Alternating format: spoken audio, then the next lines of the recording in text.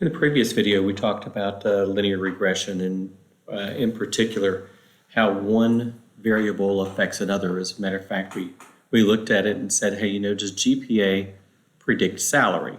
So we have these two variables that say, that this variable is related to this variable.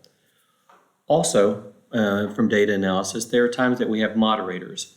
Moderators say that the relationship between GPA and salary is moderated by some other variable. In this one, we have the data that says, we have students' GPA, we have their salary, and we know whether or not they have an MIS or whether they had an MIS degree in their undergraduate or they didn't have an MIS degree. The way that that's coded in our data is 1 if you were MIS, 0 if you weren't.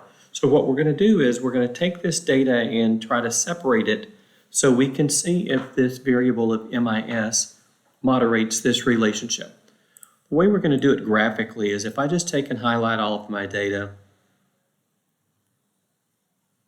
I want to separate my MIS folks from my non-MIS folks. So I'm going to go to Data, Sort, and I'm going to sort by MIS. Smallest to largest is fine. Click OK. So what we've done is now these folks are non-MIS, and all of these folks down here are MIS. So I'm going to break my data apart. See if I can go ahead and just copy my headers, bring it over. These are going to be my non-MIS. So I'm going to leave them there. I'll come down here.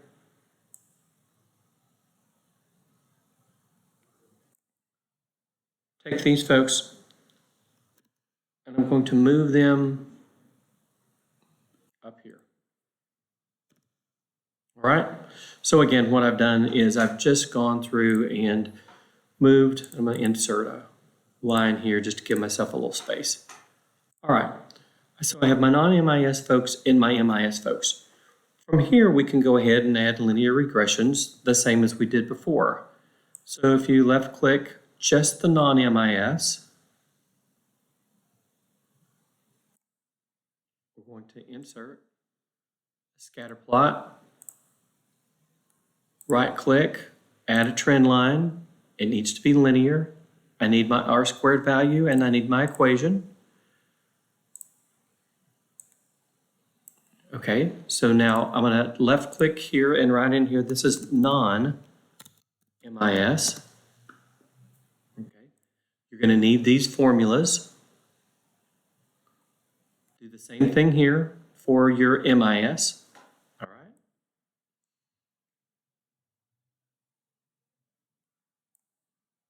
Insert, scatter plot, right click, add a trend line. Display the equation on the chart, R squared value. Okay, so we should see here, this explains 33% of the variance. Oh, let me add in here that this is just my MIS students. So now the new model says that 33% of the variance in salary for MIS students is explained by the MIS student's GPA. Let me see if I can go back down here. This model for non-MIS says that we can explain 50% of the variance in salary based on GPA. So both of these are already showing me that this is, these are overall better models than whenever we have everyone together. Now, if you take this information, now you have this linear equation and an R squared value, and you have this linear equation and R squared value, and you come over and you type in these values. Okay, again, slope for MIS was 7.2427. The intercept was 51.277. My non-MIS slope was 7.8866 with an intercept of 42.028. From there, I can go in and I can calculate MIS salaries for a GPA of 2, 3, and 4. Okay, so that is equals, just use this, times the slope plus the intercept equals the GPA times the slope plus the intercept, and then finally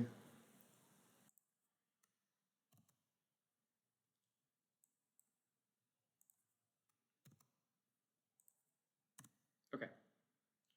So those are my expected values for 2, 3, and 4. Let's do the same thing for my non-MIS. That is the 2 times the slope plus the intercept equals 3 times slope plus intercept, and finally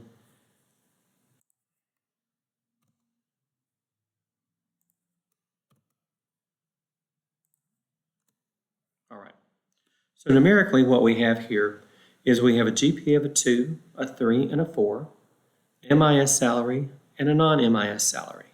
So you can see the MIS salaries are higher than the non-MIS salaries. So let's go ahead and graph this. All right, let's insert a line. Okay, whenever it comes up, Excel, it has 3 different series. Excel doesn't know exactly what to do with it. If we right-click on it, we can select the data. Excel has put things in backwards. It's put in X's for Y's, so I'm going to switch the row. All right. I don't need GPA on here. I really just need the MIS and the salary. And then finally, for my horizontal axis, I need to redefine this. It's really these 3 values. All right. Click OK. Chart title. This is salary by MIS and non-MIS GPA. Last thing I'm going to do to break this up, I'm going to right click on my axis for my axis because I really don't need to go as low as it is there. I'm going to change this to 50. All right.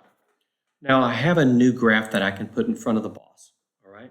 The new graph says that this is the line for MIS salary based on GPA, and this is the line for non-MIS salary, GPA. So we can see here that there really is a moderated effect, that if I can take and pull out my data based on MIS versus non-MIS, these are 2 different relationships.